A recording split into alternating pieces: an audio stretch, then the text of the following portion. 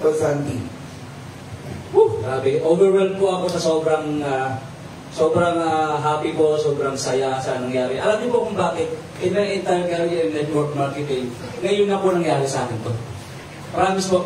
So, at nararamdaman ko, hindi lang nararamdaman, whatever the mind can conceive, believe that it can achieve at makukuha po natin yon. Dito ko po makukuha yung aking first car. Una-unahan ko yun, nararamdaman ko na yun.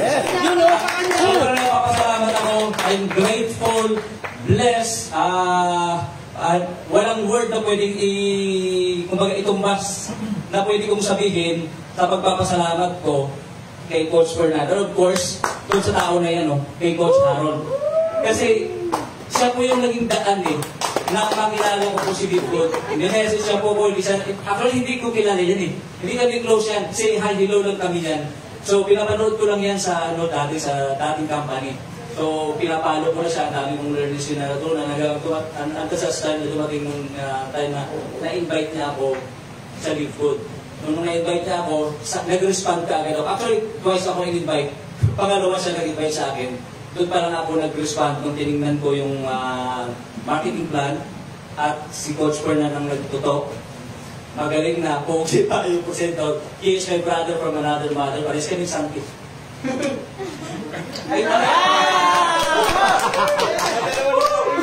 dalawa na. Ayan. So, ibig sabihin niya na, parang tayo mo dyan makakahawa yan. So, yun. Sobrang thankful ako, Coach Fernand, sa